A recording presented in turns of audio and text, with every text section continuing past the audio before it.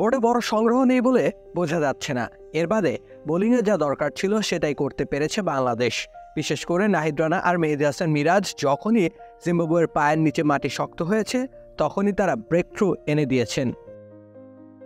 ম্যাচে ফিরতে হলে দিনের শুরুটা ভালো করতে হতো বাংলাদেশের। নাহিদ রানার কল্যাণে সেটা হয়ে যায়। দিনের শুরুতেই আগের দিনের অপরাজিত দুই ওপেনারকে ফিরিয়ে দেন নাহিদ রানা।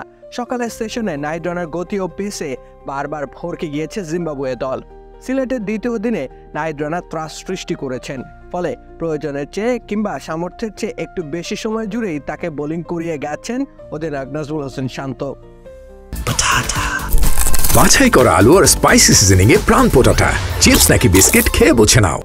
ব্রেক থ্রু খুব একটা না পেলেও দিনের সেরা বোলিংটা করেন হাসান মাহমুদ। স্কোর কার্ড দেখলে অবশ্য সেটা বোঝার কোনো উপায় নেই, কারণ মাত্র একটা উইকেট পেয়েছেন তিনি। সেদিক থেকে অবশ্য সৌভাগ্যবান মেহেদী হাসান মিরাজ।